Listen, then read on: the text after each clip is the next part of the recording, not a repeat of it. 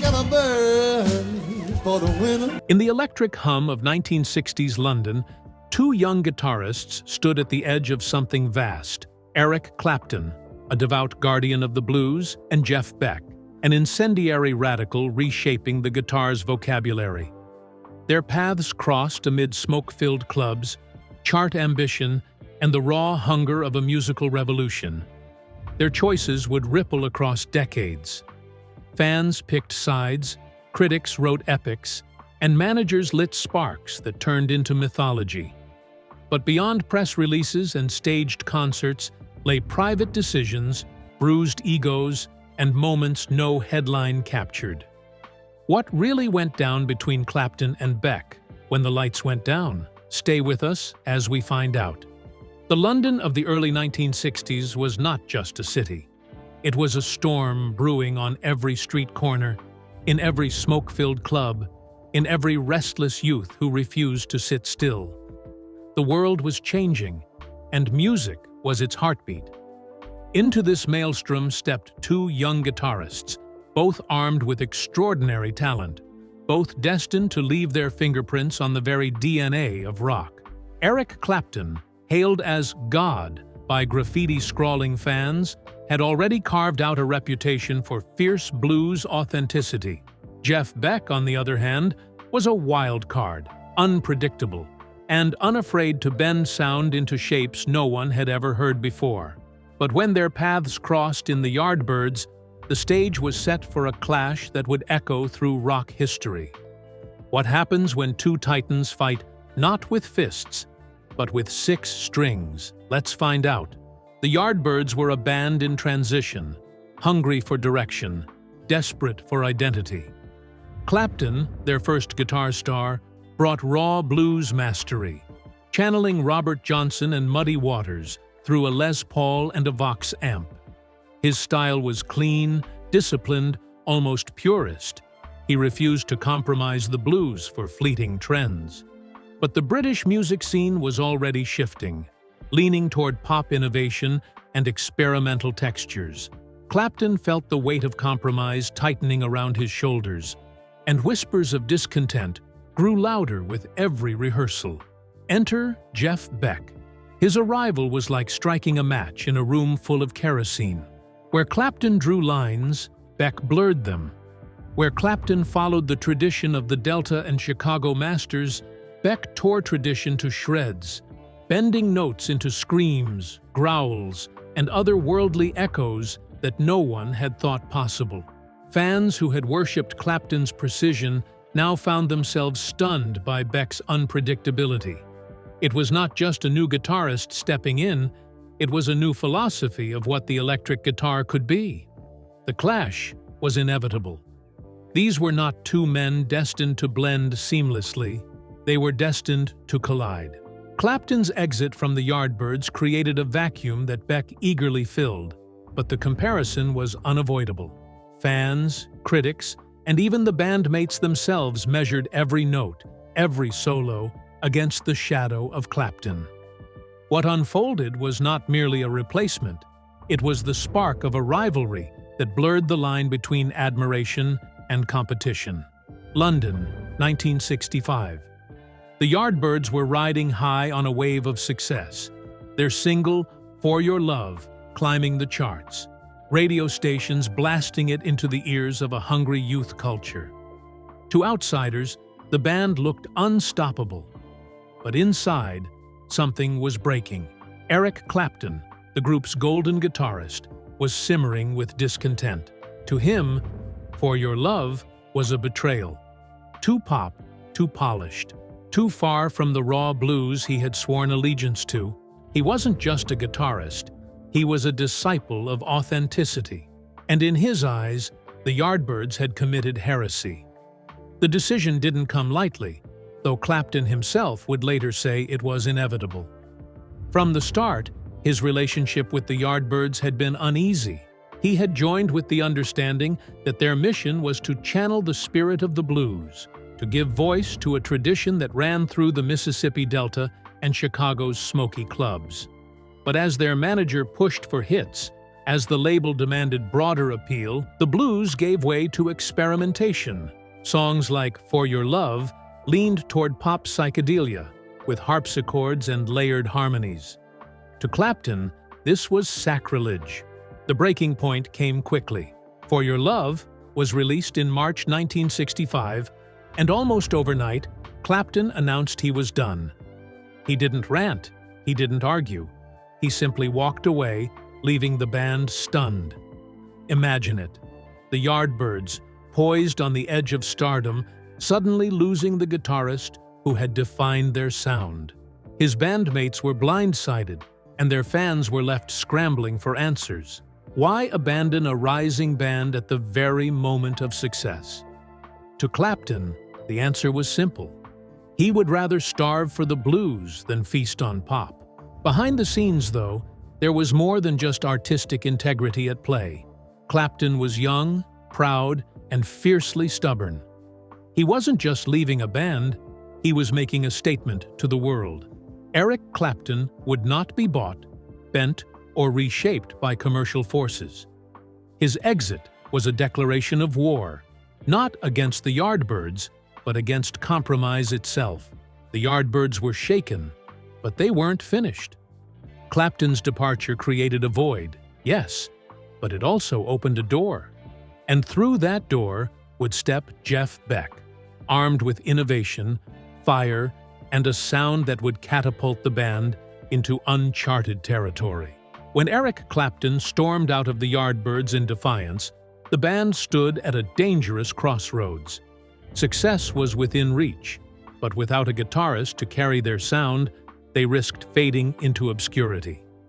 The solution came quickly, almost as if fate had been waiting. His name was Jeff Beck, a young virtuoso already known in London's underground circles for his wild, unpredictable style. He didn't just play the guitar, he attacked it, coaxed it, and tortured it until it screamed in ways no one had imagined possible. With Beck's arrival, the Yardbirds didn't just find a replacement, they lit a fuse. And when it burned, the explosion changed everything. Jeff Beck's reputation preceded him. Born in Surrey, raised on rockabilly and blues records, he had already been making waves with his raw energy and technical mastery. Word of mouth spread about the young guitarist who could make a six-string growl like an engine or weep like a wounded soul. When the Yardbirds invited him to audition, it wasn't just skill they saw, it was vision. Beck had no interest in staying within the lines. Where Clapton was a craftsman, Beck was a mad scientist. The difference was immediate. Clapton's departure had left fans wondering if the Yardbirds could survive, but Beck's first shows silenced the doubts. His style was electrifying, filled with feedback, distortion, and daring improvisation. He turned mistakes into art, bending strings until they nearly snapped, then unleashing sounds no one knew a guitar could make. The audience was stunned.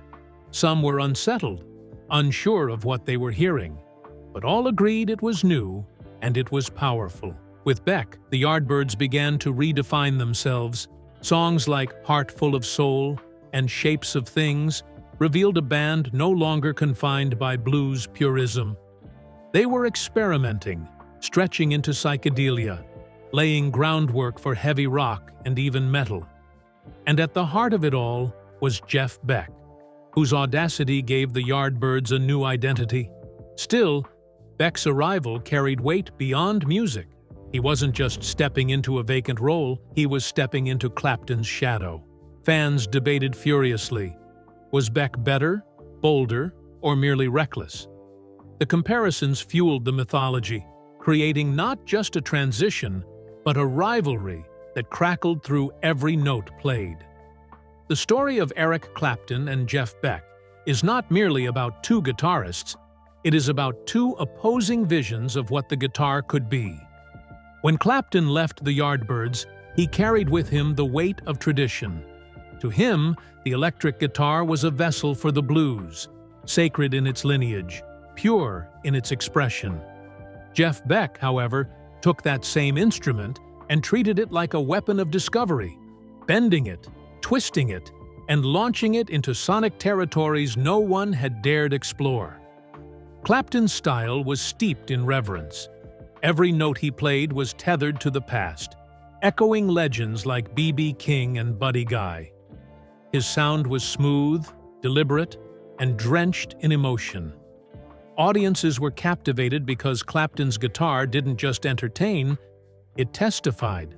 To his fans, he wasn't simply playing music, he was carrying the blues across the Atlantic, giving it a new home in Britain while staying faithful to its roots. Jeff Beck, by contrast, had little interest in faithfulness. His guitar was his laboratory, and every performance was an experiment. He would slash through songs with feedback, yank at the tremolo arm to make the instrument cry out, and push amplifiers to their breaking point. Where Clapton sought precision, Beck thrived in chaos. To some, his methods bordered on madness. To others, they were genius.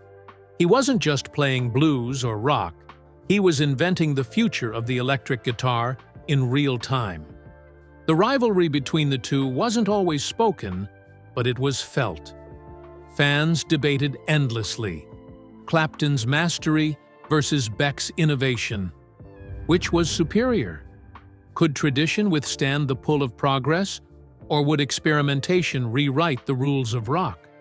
Even fellow musicians weighed in, sometimes in awe of Clapton's command, other times in disbelief at Beck's daring. This tension didn't weaken their legacies, it elevated them. Clapton became the archetype of purity and discipline, while Beck became the icon of freedom and rebellion. Together, they represented a fork in the road for guitar music, forcing audiences and artists alike to confront the question, should music honor its past or carve its own destiny? The answer wasn't simple, and the clash between these two visions would ripple through the next decade of rock. And as the Yardbirds navigated this storm, a deeper truth emerged. The rivalry wasn't just about music. It was about identity, ego, and the future itself. The mid-1960s were a battlefield of sound.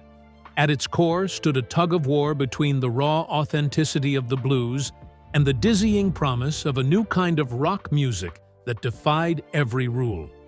Eric Clapton and Jeff Beck became living symbols of this conflict, two guitarists who carried the weight of a generation's choice. Clapton clung to the blues like a lifeline, insisting it was the only true path forward. Beck, restless and electrified, believed the guitar was a machine built to evolve, to push beyond the past and into the unknown.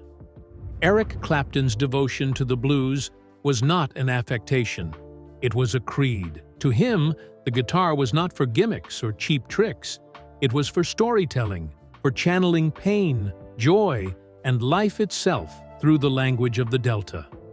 He believed every note had to mean something, every solo a conversation with the ghosts of Robert Johnson, Muddy Waters, and Howlin' Wolf. His playing was meticulous, controlled, almost reverent. Fans saw him as a guardian, a bridge between the old world and the new. Jeff Beck could not have been more different. His guitar wasn't reverent, it was rebellious. He pushed amplifiers into distortion, experimented with fuzz pedals, and leaned into feedback as though it were an instrument of its own. Where Clapton saw discipline, Beck saw possibility. He turned mistakes into textures, noise into poetry, chaos into soundscapes. He wasn't afraid of offending tradition because tradition, to him, was a chain that needed breaking. The divide between the two approaches reflected a larger cultural moment. Britain's youth were torn between preserving the soul of the blues and forging a radical new identity through rock. Clapton's purism spoke to those who craved roots and authenticity, while Beck's experimentation thrilled those who wanted danger, unpredictability, and the thrill of invention. In every smoky club, in every heated debate among fans, the question burned: was the future of rock to be a faithful echo of the past, or a wild leap into the unknown? Neither man won this battle outright. Instead, their rivalry gave rock its dual nature, grounded in the blues, yet fearless in evolution. This clash didn't fracture music. It expanded it, carving out space for both purists and pioneers. Without Clapton's devotion, the blues might have been forgotten. Without Beck's fire, rock might never have grown beyond its roots. For all the brilliance Eric Clapton and Jeff Beck unleashed on stage, the world rarely saw what churned beneath the surface. Fame was intoxicating, but it was also a cruel master. The Yardbirds were on the rise, their sound shifting under Beck's radical experimentation. Yet the shadow of Clapton loomed. Every show, every review, every backstage conversation carried his name. Beck was not just playing guitar, he was battling a ghost. At the same time, Clapton, watching from afar, could not ignore that the band he left behind was now thriving. The air between them thickened, charged with ego, envy, and the unspoken question: who truly held the crown? Jeff Beck, though a genius, was notoriously volatile. His moods swung as wildly as his playing, and bandmates often found him unpredictable, even difficult. He wanted control, not just of his guitar, but of the sound, the direction, the very identity of the Yardbirds. Expectations were crushing. He wasn't merely replacing Clapton, he was expected to surpass him. Critics compared every riff, every solo, and though many marveled at his originality, others accused him of lacking Clapton's discipline. The pressure was immense, and Beck, never one to hide frustration, often lashed out. Meanwhile, Clapton's pride wrestled with regret. He had left the Yardbirds for the sake of purity, but now he watched Beck push boundaries he himself might never have dared. Audiences loved it, and though Clapton would never admit it openly, the sight stirred something between resentment and admiration.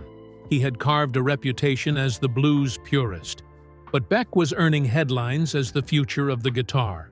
The rivalry wasn't just public, it was personal. The music industry, too, fanned the flames. Managers, journalists, and promoters thrived on pitting the two against each other.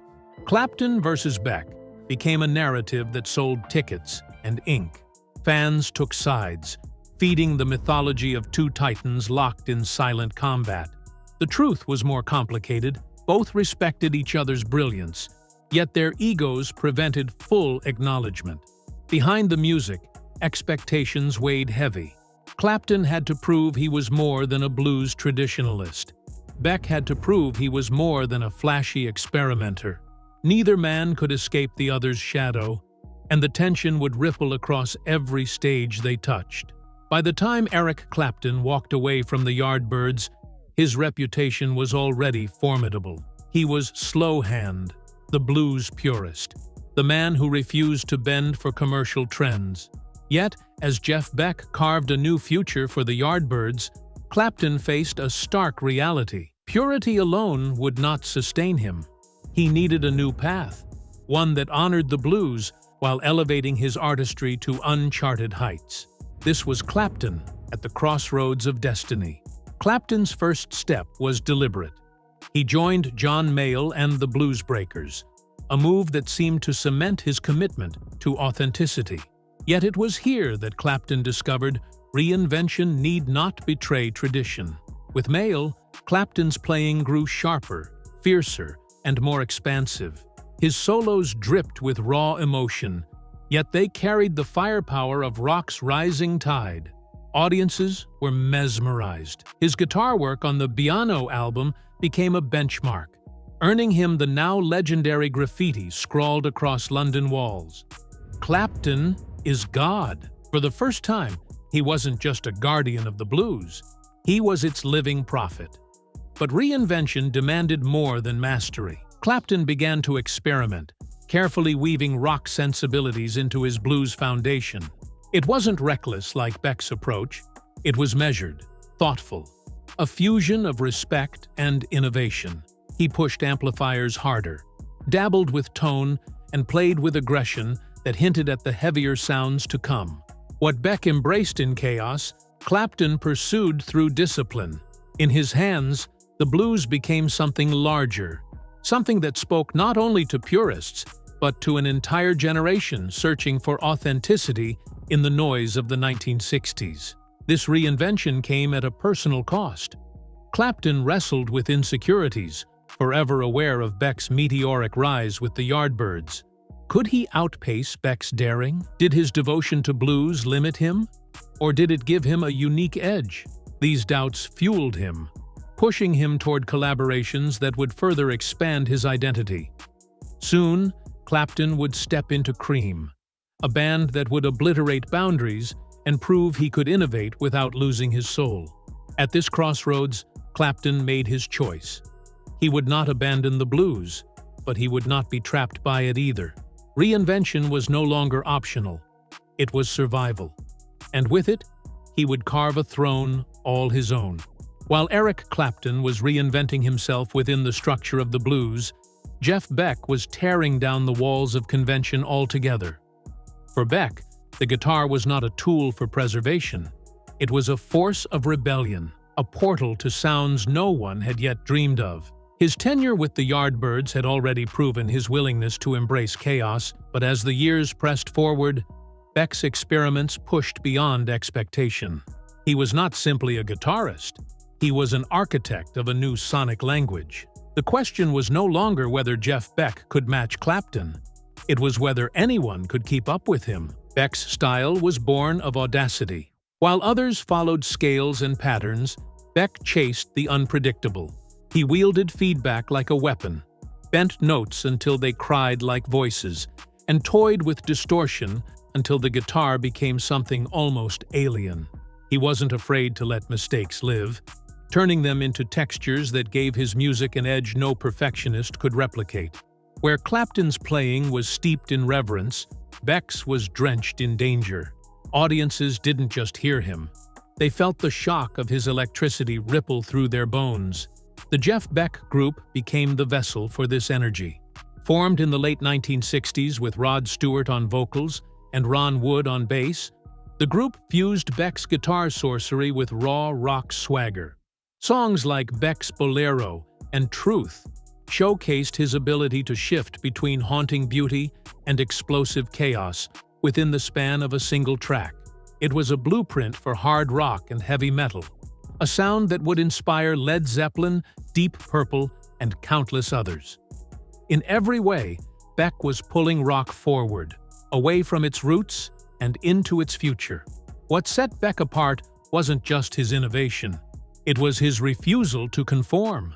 He had no interest in chasing mainstream fame or appeasing record executives. For him, music was not a career ladder, but an endless laboratory. This independence made him unpredictable, sometimes self-sabotaging.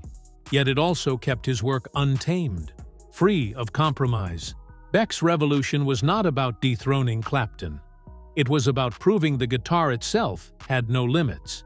If Clapton's reinvention gave the blues a new home, Beck's experiments burned down the house and rebuilt it with walls of sound, distortion, and fearless imagination.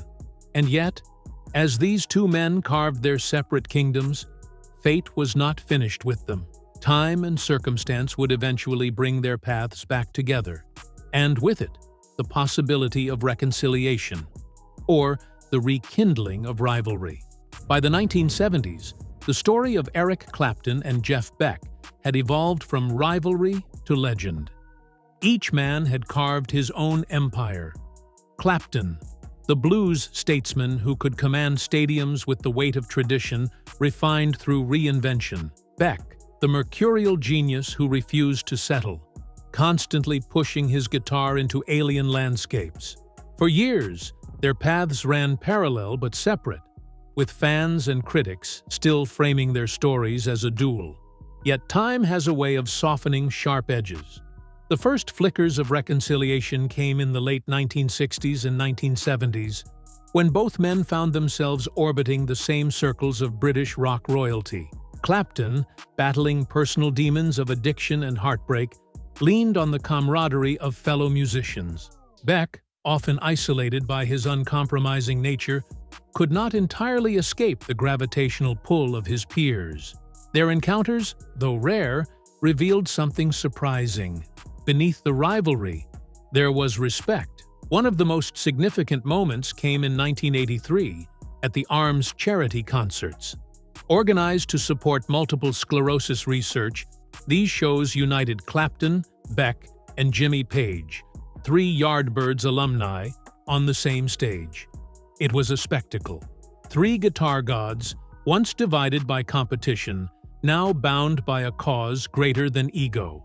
The performances were electrifying, not just for the music, but for the symbolism. Fans saw not a rivalry, but a brotherhood. A reminder that beneath their differences, Clapton and Beck shared a lineage that tied them forever to the birth of modern rock. Yet the reunions weren't without tension. Their contrasting personalities remained clear. Clapton was polished, careful, the consummate professional. Beck was raw, unpredictable, a storm on stage. When they shared the spotlight, sparks flew, not of hostility, but of undeniable contrast. They would never blend seamlessly. They weren't meant to. Instead, their coexistence offered a rare glimpse of harmony through difference. Over the decades, mutual admiration deepened. Clapton often praised Beck's fearless innovation, admitting he could never match that level of experimentation. Beck, in turn, respected Clapton's ability to channel emotion with such purity. Both men understood, perhaps better than anyone else, the burdens of genius and the price of carrying music's future on their backs. As the years wore on, the rivalry gave way to something more poignant: gratitude. They had survived where many hadn't. They had endured fame, pressure, and time itself. And in each other, they saw not an enemy, but a reflection of what it meant to stand at the crossroads of music history. When the dust of decades finally settled, Eric Clapton and Jeff Beck stood not as combatants, but as two titans whose rivalry had birthed something larger than themselves. Their story was never just about who played faster, who sold more records, or who earned the louder applause. It was about philosophy, vision, and the eternal tug-of-war between honoring the past and creating the future. Together, they embodied the paradox of rock, rooted in the blues, yet restless for reinvention. Clapton's path led him to global superstardom. From Cream to Derek and the Dominoes to a storied solo career, he became the face of blues rock, a musician who carried authenticity into arenas. His sound evolved, but never abandoned its foundation: lyrical, emotional, steeped in the traditions of the masters he revered. He proved that purity and mass appeal could coexist, and in doing so, he cemented himself as one of the most influential guitarists of all time. Jeff Beck, meanwhile, became the eternal outsider. He refused the trappings of commercial fame, chart success, or predictable formulas. His albums shifted from hard rock to jazz fusion to experimental soundscapes, each era a new testament to his refusal to stay still.